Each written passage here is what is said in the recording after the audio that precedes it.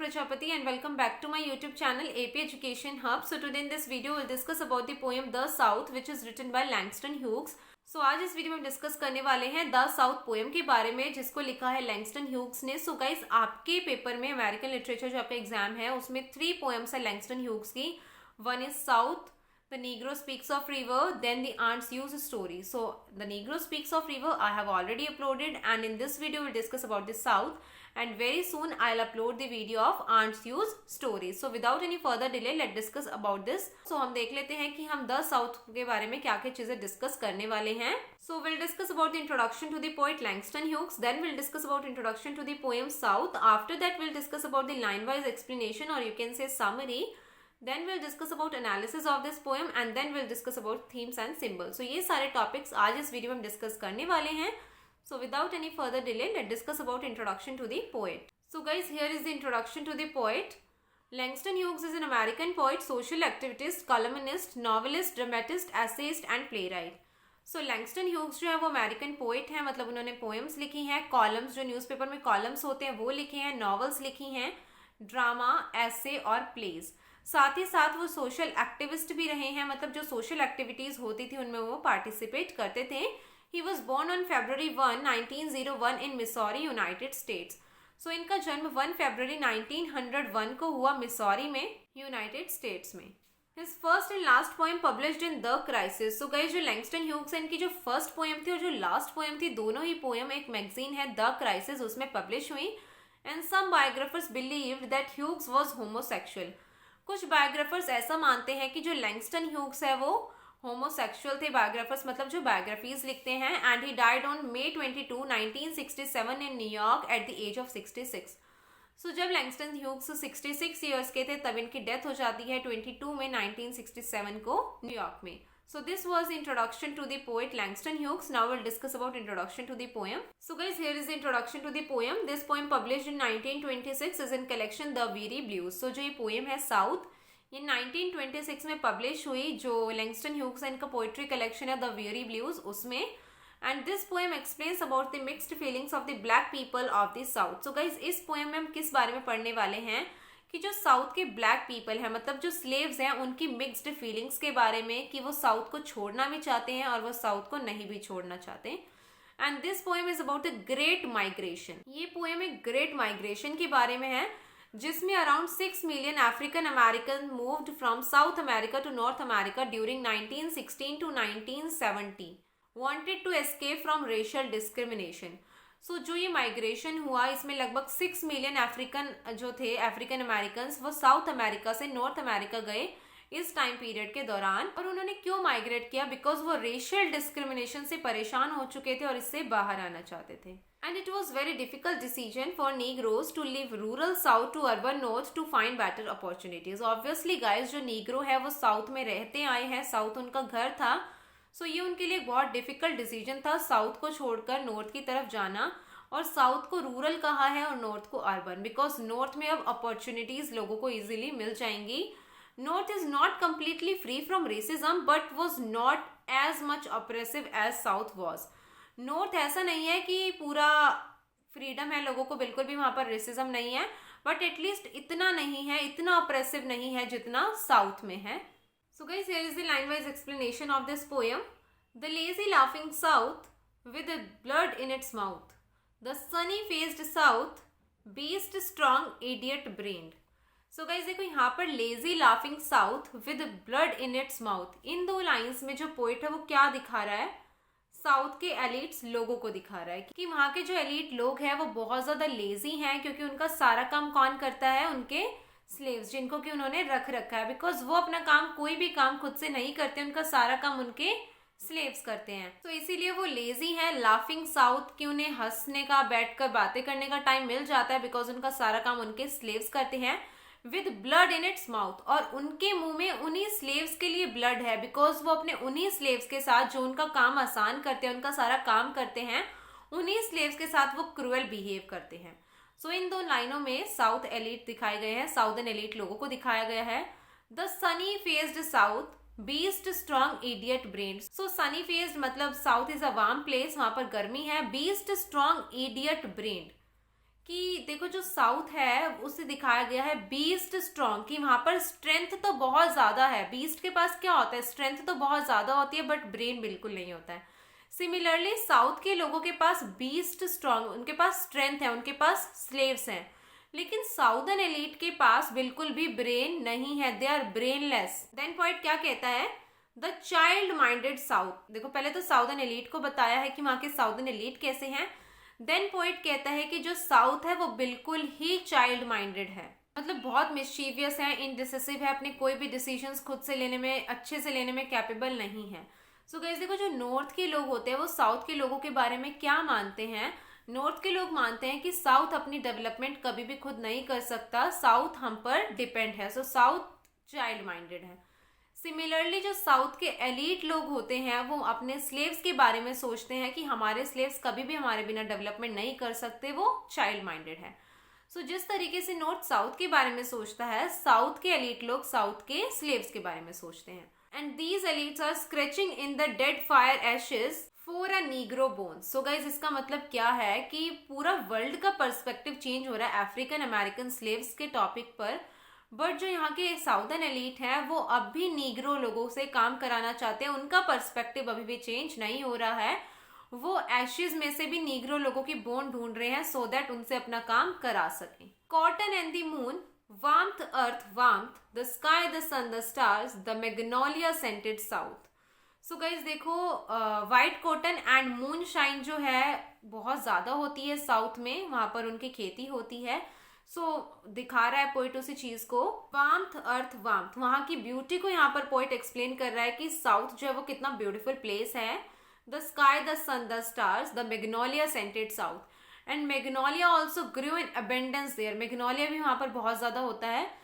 इन lines में जो poet है साउथ की ब्यूटी को एक्सप्लेन कर रहा है कि south is such a beautiful place. So guys हमने देख ही लिया है कि पोइट के मन में किस तरीके का लव हेट रिलेशनशिप है साउथ के लिए, कि एक बार के लिए तो उसे साउथ को एडमायर भी करना है, बट फिर वो साउथ के बारे में ये भी बता रहा है कि किस तरीके से साउथ अपने स्लेव्स के साथ क्रूअल बिहेव करता है। Beautiful like a woman, seductive as a dark-eyed whore, passionate, cruel, honey-lipped, syphilitic, that is the South. So guys यहाँ पर जो पोइट है साउथ को पोर्ट्रे करता है एक विमेन की फॉर्म में।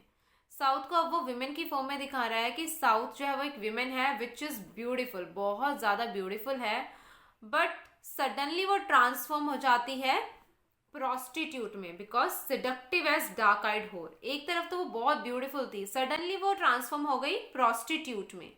देखो वो ब्यूटीफुल थी तब तो बहुत ज्यादा पैशनेट थी, बट जैसे ही वो सेडक्टिव हुई, मतलब जैसे ही वो प्रोस्टिट्यूट हुई, वो बहुत ज्यादा क्रूएल हो गई, because prostitute always seduce man, उसका काम ही यही होता है to seduce man.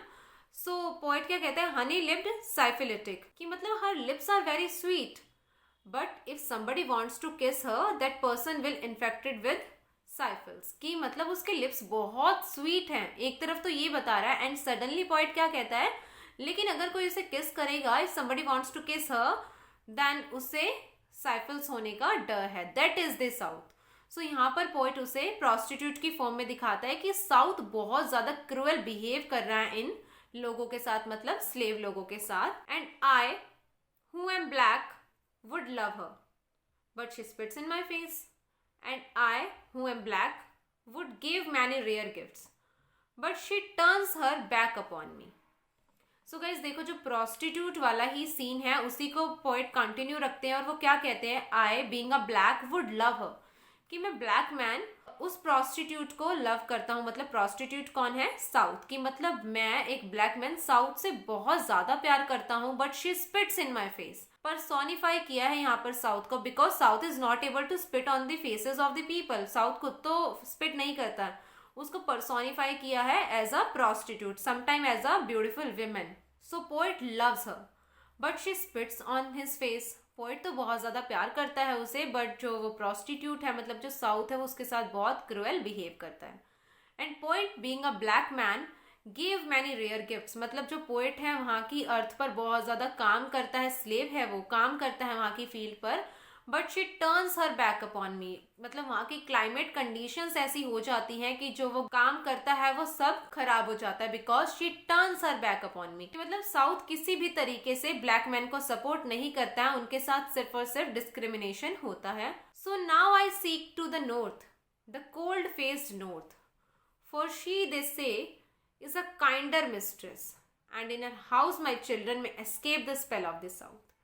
So guys, देखो इतनी ज़्यादा क्रुएलिटी और डिस्क्रिमिनेशन सहने के बाद पोइट डिसाइड करता है नॉर्थ में जाने का। Cold faced north, they are not decided कि जो नॉर्थ के लोग हैं वो उन्हें कैसे वेलकम करेंगे। फॉर शी, दे से, is a kinder mistress, but yes obviously for them जो नॉर्थ है वो काइंडर मिस्ट्रेस है, because south is a prostitute who is a cruel mistress. But north को वो क्या कहते हैं, काइंडर मिस्ट्रेस, बिकॉज वहां पर डिस्क्रिमिनेशन इतना नहीं है जितना साउथ में है।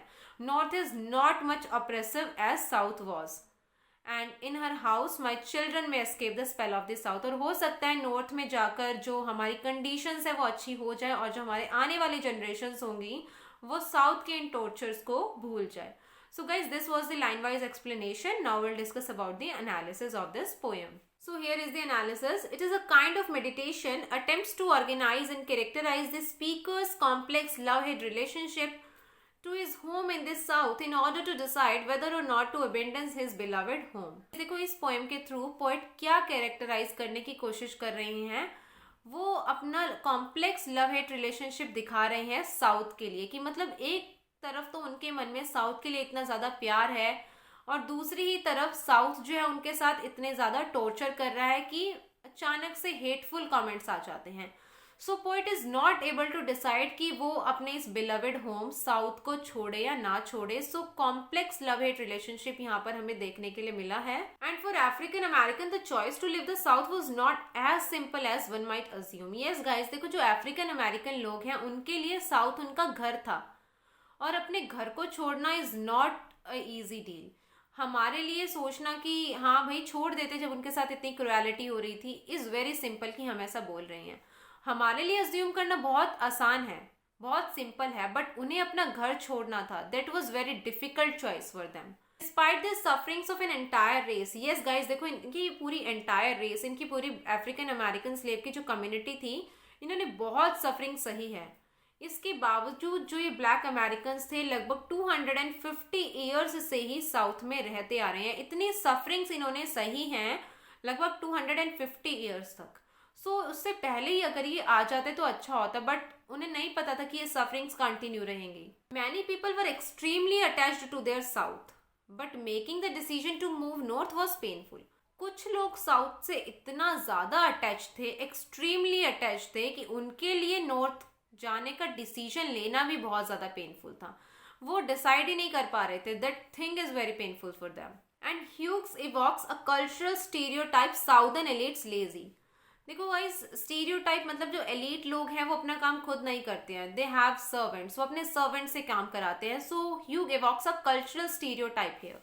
And there is alliteration in the line lazy laughing, figure of speech, literary device है lazy laughing, alliteration. And southern elite have consumed the flesh of their slaves. जो southern elite लोग हैं वो अपने slave से इतना ज़्यादा काम कराते हैं, in a way they have consumed their flesh, कि उनसे इतना काम करा लेते हैं, उन्हें एक तरीके से ख़त्म कर देते हैं काम करा कर। And south is a cruel mistress, pretends to be unaware of her cruelty. जो साउथ है वो सच में बहुत ही क्रूएल मिस्ट्रेस है, मतलब अपने वहाँ के स्लेव्स के साथ इतना क्रूएल बिहेव करने के बावजूद ऐसे प्रिटेंड करती है लाइक शी इज अनअवेयर कि उनके साथ क्या हो रहा है। इस तरीके से प्रिटेंड करती है कि उसे तो कुछ पता ही नहीं कि उनके साथ कोई क्रूएल बिहेव भी हो रहा है। Now Hughes characterise south as an ignorant child, too young to understand human decency, childish cruelty and ignorance. अब जो पोएट है वो साउथ को कैरेक्टराइज करते हैं इग्नोरेंट चाइल्ड की फॉर्म में, जो कि मतलब बहुत छोटा है, ह्यूमन डिसेंसी समझने के काबिल नहीं है अभी। चाइल्डिश क्रूएलिटी एंड इग्नोरेंस कि मतलब क्रूएलिटी और इग्नोरेंस इतना ज़्यादा है, मतलब वो बच्चा है, he is not able to understand human decency कि क्रूएलिटी क्या होता है, इग्नोरेंस क्या होता है। सो साउथ को चाइल्ड की तरह पोर्ट्रे किया है कि मतलब जो वो कर रहा है, he is unaware of that, उसे नहीं पता है कि क्या हो रहा है। So guys, the patronising vision the north held for the south was the same patronizing views held by many slaves master in the south. So guys देखो, जैसा नॉर्थ के लोग सोचते हैं साउथ के लोगों के बारे में, सिमिलरली स्लेव मास्टर्स सोचते हैं अपने स्लेव्स के बारे में। वो क्या सोचते हैं? As ignorant children dependent upon the guidance of their master. So guys देखो, नॉर्थ के लोग सोचते हैं कि जो साउथ के लोग हैं वो नॉर्थ पर डिपेंड है कंप्लीटली गाइडेंस के लिए भी और डेवलपमेंट के लिए भी, बिकॉज दे आर इग्नोरेंट। और सिमिलरली स्लेव मास्टर सोचते हैं कि हमारे स्लेव्स हम पर डिपेंडेंट है completely for the guidance because they are ignorant children. तो जिस तरीके से नॉर्थ के लोग साउथ के बारे में सोचते हैं, साउथ के एलीट लोग अपने स्लेव्स के बारे में सोचते हैं। Speaker then characterises the south as a beautiful women. This beautiful women immediately transformed into a seductive and dark eyed hole. उसके बाद जो पोएट है वो साउथ को कैरेक्टराइज करते हैं, पोर्ट्रे करते हैं एक विमेन की फॉर्म में, ब्यूटीफुल विमेन की फॉर्म में। बट सडनली जो ये विमेन है ये ट्रांसफॉर्म हो जाती है प्रोस्टिट्यूट में, जो कि वहां के स्लेव्स के साथ बहुत क्रूअल बिहेव करती है। Here Hughes is drawing upon the common association of the South with a certain degree of seductive fertility due to its agricultural climate.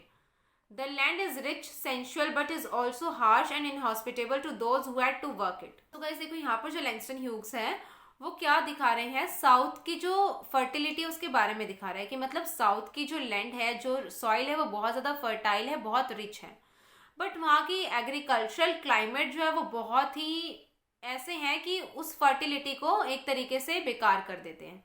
कि वहाँ के स्लेव्स काम करते हैं और जो ज़मीन है उन स्लेव्स के लिए ही हार्श और इनहॉस्पिटेबल है कि वो तो काम कर रहे हैं बट उनके बदले उसे कुछ फ़ायदा मिलता ही नहीं है। According to speaker, south is not simply a seductress but a cruel seductress. Obviously south सिर्फ सिडक्ट्रेस नहीं, क्रूअल सिडक्ट्रेस है जो कि उनके साथ डिस्क्रिमिनेशन कर रही है और साथ ही साथ उनके साथ क्रूअल बिहेव भी कर रही है। And in the end after rejection speaker turns to north hoping she will welcome him.